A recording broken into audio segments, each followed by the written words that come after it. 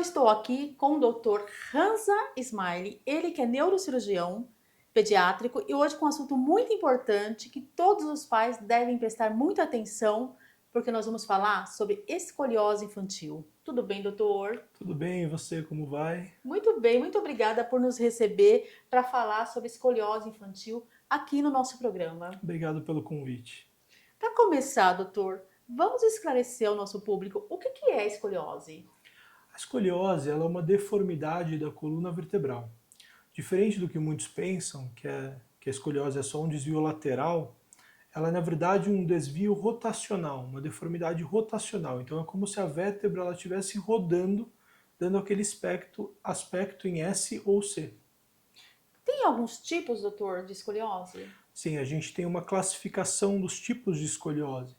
Então a gente tem aquele tipo de escoliose que é o mais comum na adolescência, que é a Uhum. escoliose idiopática do adolescente.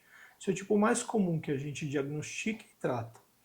A gente tem também as escolioses sindrômicas, que são as escolioses que acontecem nos pacientes com síndrome de Marfan, sabe aquela síndrome que tem um problema no colágeno, que o paciente Uhum. estica a pele, Uhum.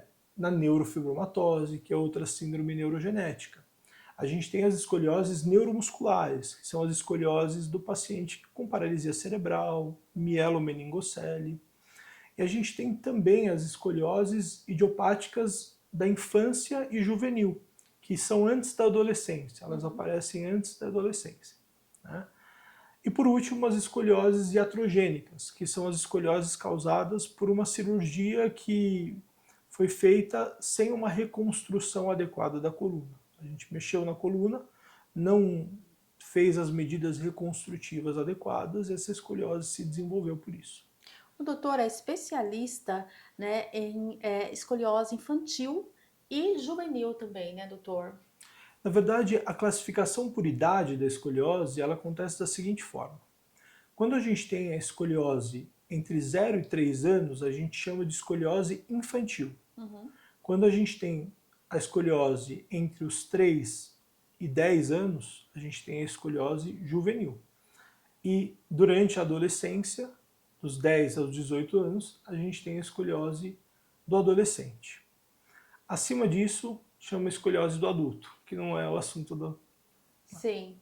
Doutor, como que os pais devem ficar atentos, né, de uma vez que é criança, é o jovem, e pode ter alguns sinais aí que essa criança tem escoliose? Olha, eu sempre oriento os pais dos meus pacientes para ficarem de olho na simetria dos ombros, ou seja, se os ombros são nivelados, dos quadris, se os quadris são bem nivelados, para sempre ficar de olho também naquela linha que passa no meio da coluna, que a gente chama de espinha, né, que são os processos espinhosos. Outro fator importante, sinal importante, a escápula, né, os ombros e a escápula pode estar uma mais protuberante do que a outra, né, uma mais para fora do que a outra. Esses são os sinais que a gente pode evidenciar de costas. De frente, a gente pode olhar os mamilos da criança e as costelas. E, eventualmente, nos pacientes com uma escoliose mais avançada, isso vai estar assimétrico. Um lado do peito vai estar mais anteriorizado em relação ao outro. Alguns sinais indiretos e que a criança pode normalmente queixar é que está mais difícil para andar. Isso porque pode haver uma assimetria das pernas. Pode acontecer da criança nascer também com escoliose ou ela desenvolve ao longo dos anos? Pode acontecer da criança nascer com escoliose e esse tipo de escoliose é chamado de escoliose congênita. Então a criança ela nasce com uma malformação da vértebra ou com uma síndrome genética que propicia o desenvolvimento da escoliose desde o nascimento. Normalmente na síndrome de Menck, que é uma síndrome muito comum na neurocirurgia pediátrica, onde a gente tem uma deformidade do crânio, que é a cranioestenose, associada à escoliose também. Existem causas, doutor? As causas elas variam pelo tipo, né? Então, na escoliose idiopática, quando a gente fala na medicina idiopática, é porque a gente não achou causa e consequência. Uhum. É multifatorial. Então tem várias teorias e ninguém conseguiu comprovar que existe uma causa principal. Quando a gente tem escoliose congênita, a gente sabe que a causa é uma malformação genética da vértebra. Tá? Então, é uma alteração genética causando aquela malformação da vértebra. Na neuromuscular, é uma alteração da inervação da musculatura ao redor da coluna. E isso faz com que a coluna desestabilize e desenvolva uma escoliose neuromuscular. Né? Então, cada tipo de escoliose tem uma causa específica. O tratamento é somente cirúrgico, né? Depois a gente vai falar inclusive dos avanços com a cirurgia, ou também é possível fazer outro tipo de tratamento não cirúrgico nessa criança ou nesse adolescente? Na escoliose idiopática do adolescente, que é a mais comum, a gente faz um esforço muito grande para diagnosticar precocemente esse adolescente. Por quê? Porque com diagnóstico precoce a gente pode evitar a cirurgia em até 70% dos casos. Se a gente diagnostica essa criança antes do pico de crescimento dela, com uma curva baixa da escoliose, a gente pode tratar com fisioterapia específica ou até colete e evitar a progressão dessa curva. Quando a gente passa do pico de crescimento, já o potencial de progressão da curva é muito mais baixo. Então a gente evitou uma cirurgia para esse paciente. Na escoliose congênita, na escoliose neuromuscular e na escoliose sindrômica, a gente tem poucas medidas para tentar frear a progressão da escoliose. Então, se forem casos tipicamente progressivos, aí a cirurgia é uma boa alternativa. Ou seja, é muito importante que os pais, novamente eu falo, porque tem que ter esse olhar para os filhos, né, doutor, que pode estar salvando de uma cirurgia. A gente tem avanços na cirurgia, mas ninguém quer fazer cirurgia, nem o médico, né? Se ele pode salvar, fazer um tratamento, indicar um tratamento, ele é o que ele prefere também. Tá? Então, mas bem indicado, é bom saber que existe sim a cirurgia e agora nós vamos falar dos benefícios dessa cirurgia e como hoje, doutor, com todos os avanços da medicina, está sendo a cirurgia. Perfeito. Antes de qualquer coisa, eu queria dizer que na escoliose, no tipo mais comum de escoliose, que é a idiopática, diferente do que a gente pensa, a dor ela não é o sintoma mais comum. Ele é um sinal de alarme para escolioses de outras causas, e não idiopáticas. Mas falando sobre os benefícios da cirurgia, né? Esteticamente, a gente pensa na escoliose como um fator disruptor, assim, né, que causa muito problema para os adolescentes, mas não é o único benefício. A gente tem com a progressão da escoliose problemas ventilatórios que podem acontecer, ou seja, essa criança pode ter dificuldade de respirar. Essa criança ela pode ter uma compressão da medula, ou seja, dos neurônios que vão para os braços e para as pernas, o que pode dificultar o desenvolvimento motor. Né? Ela pode ter uma assimetria da caixa torácica, dos ombros, da pelve e dor intensa. Quando ela chega a um certo nível de progressão da curva, pode causar dor. Né? E o pior de tudo é que ela pode ter por trás uma causa grave, como um tumor da coluna, um tumor medular que não está sendo diagnosticado. O diagnóstico está sendo atrasado por causa da negligência daquela situação toda que está aparente e progredindo. E é até muito comum também os pais se preocuparem em levar a criança, né, tanto bebês quanto crianças maiores ou até mesmo jovens, sempre no clínico geral para fazer exames de rotina, mas não é comum estar visualizando e estar percebendo ali, pensa que de repente é por conta da mochila escolar, alguma coisa em questão do dia a dia, e ter esse descuido, né, doutor? Tanto da área médica, quando você apresenta lá para um exame clínico, quanto dos pais. Então, mais uma vez, é muito importante esse exame, né, que o doutor faz, especialmente para essa criança, todo o diagnóstico, né, que a gente pode falar um pouquinho também como é que funciona, para que essa criança seja o quanto antes já tratada ou operada para ter qualidade de vida. E por isso eu faço um apelo aos pediatras e a todos os profissionais que cuidam de crianças e adolescentes, além dos pais, né? Que examinem as crianças sem roupa, né? E façam pelo menos um exame visual da coluna, uma ectoscopia que a gente fala. Ou seja, olhar a simetria dos ombros, dos quadris e o formato do tórax, das costas dessa criança sem camiseta. Às vezes só visualização dessas estruturas, você pode pelo menos vir com essa dúvida e encaminhar essa criança para o especialista, para que ele possa fazer um diagnóstico.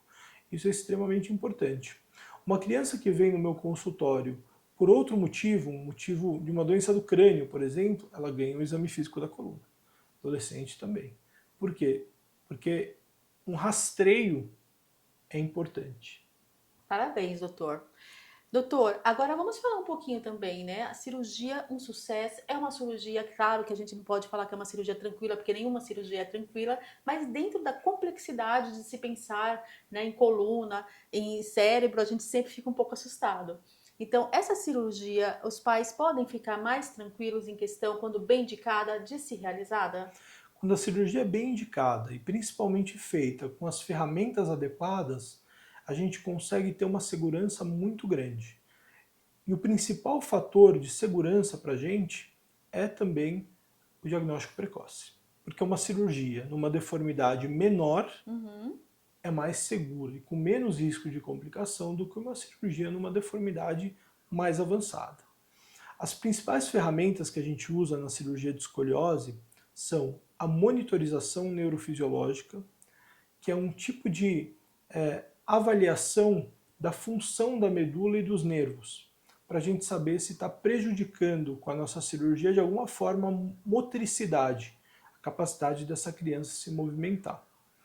A gente tem também avanços como neuronavegação, ou seja, a gente passa implantes e materiais guiado por um navegador que mostra para a gente a imagem da criança enquanto a gente está fazendo a cirurgia, né, evitando que a gente cause algum dano a um tecido por perto, tecido de nervos, tecido de vasos. Né. O raio-x intraoperatório e a tomografia intraoperatória também, isso dá uma precisão maior para a gente.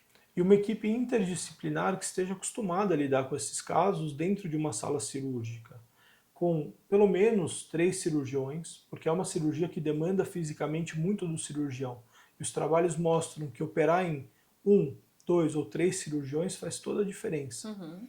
O anestesista que está habituado, sempre a mesma pessoa fazendo a monitorização neurofisiológica da função dos nervos que a gente tinha comentado, sempre o mesmo técnico da radioscopia, do raio-x intraoperatório, uma equipe que trabalha de forma harmônica. Ou seja, um planejamento, né, doutor, que começa bem antes, com todos os especialistas, né, para poder estar atendendo da melhor forma esse paciente, essa criança, e trazer ela para a qualidade de vida que é o que ela merece. Doutor, agora vamos falar um pouquinho também, é, falando em qualidade de vida, né? Como que é a qualidade de vida dessa criança que fez, ou desse jovem que fez a cirurgia? Ela vai poder ter uma vida normalmente, de correr, porque ela está nessa fase, né? De escola, de futebol, né? Natação. Em quanto tempo ela consegue e se consegue ter essa qualidade de vida para ela? Eu dividiria essa resposta em 3 partes. A primeira resposta é para aquela criança, que é uma criança que tem um prejuízo clínico, como aquelas crianças com paralisia cerebral, síndromes graves. Nessa criança, o benefício principal é em relação à parte ventilatória, né, em relação ao cuidado que os pais vão ter com ela, então eles vão ter uma maior facilidade de cuidado, de posicionar essa criança, higienizar essa criança, em relação à dor e feridas na pele. Aquela criança que faz um diagnóstico, que ela tem o desenvolvimento neurológico normal e faz o diagnóstico de uma escoliose, né, ela tem a perspectiva de retornar às atividades habituais dela normalmente em 3 meses após a cirurgia. Isso de uma forma progressiva, então devagar ela vai sendo liberada das atividades e ela tem sim a perspectiva e a expectativa de voltar a uma vida normal. Né? E no terceiro caso, a gente tem aquelas crianças que têm as escolioses congênitas, que são as escolioses que são identificadas desde bebê. Às vezes crianças que a gente opera com 1, 2 anos de idade, que a gente vai evitar que ela tenha um atraso.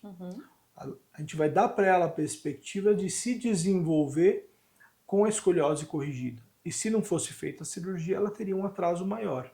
Então, esse atraso esse desenvolvimento vai ser atrasado, né?